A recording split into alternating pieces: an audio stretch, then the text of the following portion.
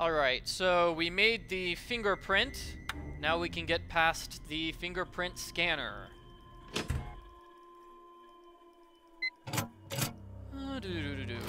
Right over here. Fingerprint scanner. Please let this work. Please let this work.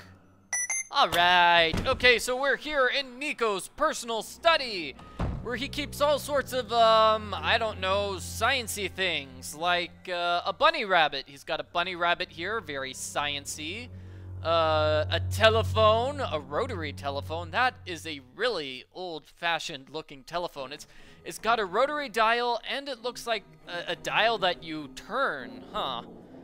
And oh my gosh, look at this. We've got some sort of mechanical wind-up spider. That's just creepy. Oh. Looks like it's powered off. Yeah, and this thing is powered off. I can't do that yet. Because it's powered off. Can I press the power button? No, I cannot. Okay, what's this? Oh, this is the power thing. This is the power grid. And it's locked. Okay, well, we'll have to figure out a way to turn on the power. We have this thing, which is a clue for a puzzle. I don't know what this thing is. Maybe it's a harmonica. And we have some magnets. We have 7 magnets, so we need to find all 7 magnets in this room. So let's see. We've got 2 magnets here. We have a robot. Very cool. Warden Cliff. Kind of nice. Looks like Niko was sort of a messy person. I mean, he just leaves his tools lying around here. Let me see. We have this. More magnets. And I don't know what this machine is. It looks like a delicious pastry or a circus tent from outer space. And we have a cannon. And we have this. This is important. We have Niko's journal. Yeah, we have that journal. And we also have Nikola Tesla's diary. Yeah, this belongs to Nikola Tesla. So how did Niko get his hands on Nikola Tesla's diary? This is kind of crazy. Huh. Yeah, you'd think that would be in a museum or something. Oh, and we have this. That is the final magnet. Okay, so we found all the magnets. We found everything of interest in this room for now. Let's leave and listen to the audio diaries. We're gonna have some interesting, important clues on the diaries. Oh, we have Victor. This is a lab, not your personal playground. Get back to the visitors area. Something tells me Victor isn't going to let us listen to the audio diaries. I'll let you go. Yeah. Yeah, Victor's not very nice. Oh well. Let's skip ahead. Because our good friend Ryan will be able to get rid of Victor for us. She's done this before, she'll do it again. All she has to do is press the buttons on some sort of noise machine, and that will get rid of Victor.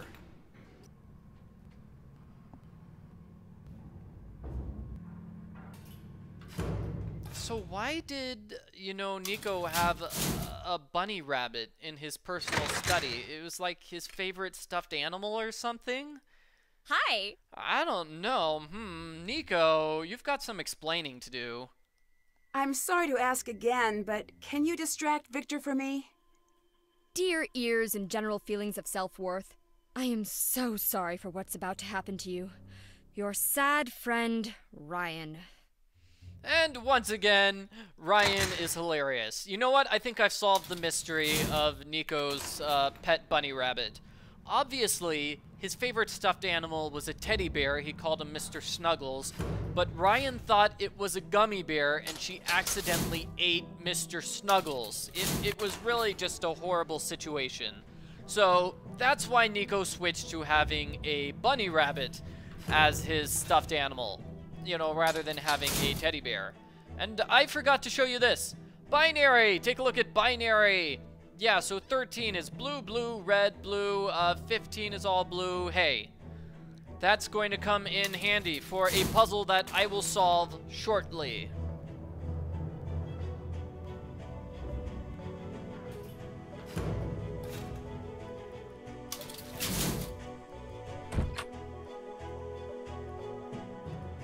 Alright, so let's listen to number 1. It's Tuesday. 26 hours of work this week. Off to a running start. Ryan's getting more aggressive with her demands. I'm reluctant to send her packing, but I will if I must. My safety is my primary concern. Which reminds me, the parts arrived today for the pigeon. 13, 6, 5, as expected.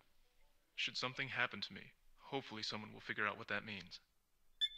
I know what that means. 13, 6, 5. What was Niko up to with a pigeon?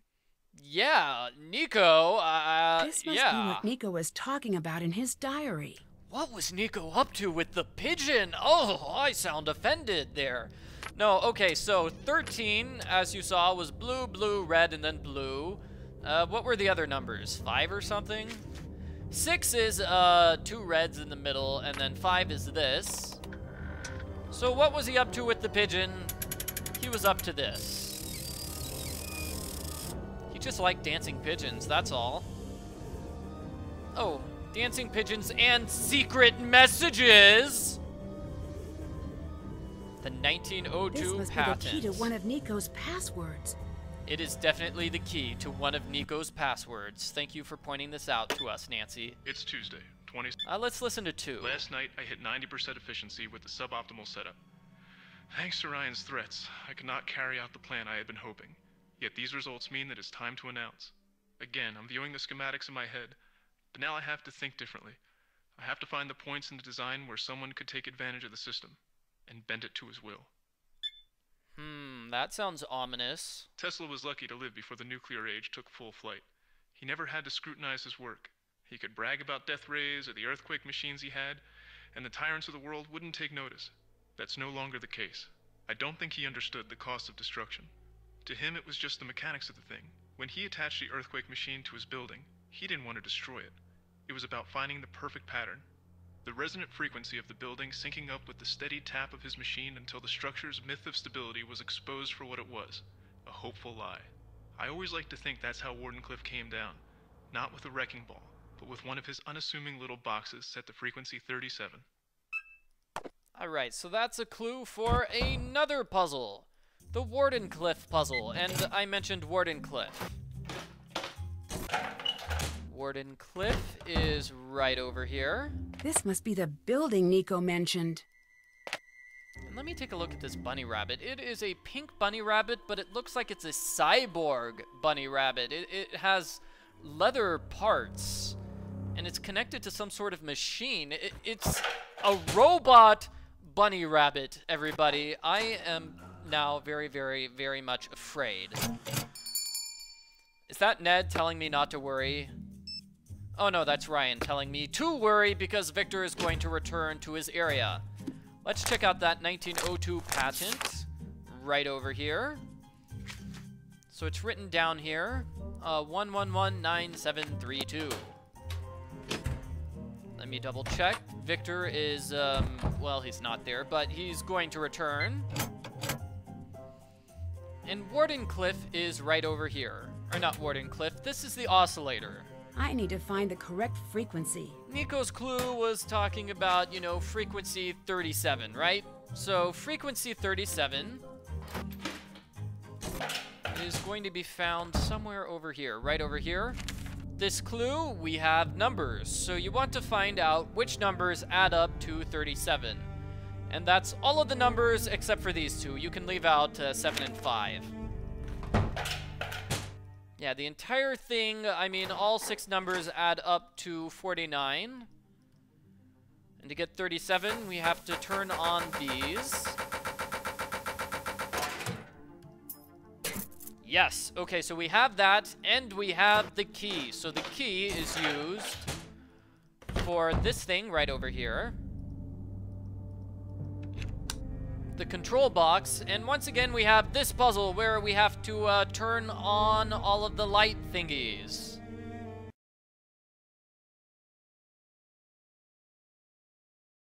In amateur sleuth mode, it's pretty simple. Press the blue button in the second from bottom row.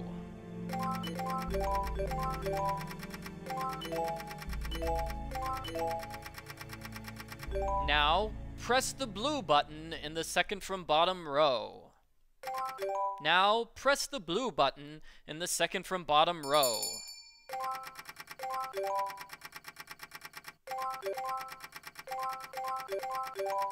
Now, press the blue button in the second from top row. And I guess you just press the blue button in the upper right-hand corner, and that's your solution.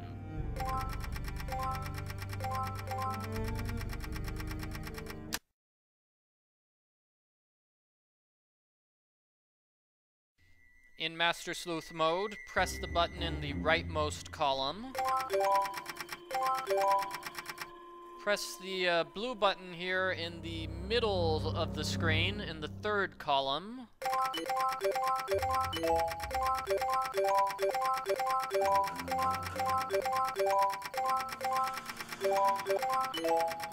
And that pretty much takes care of everything.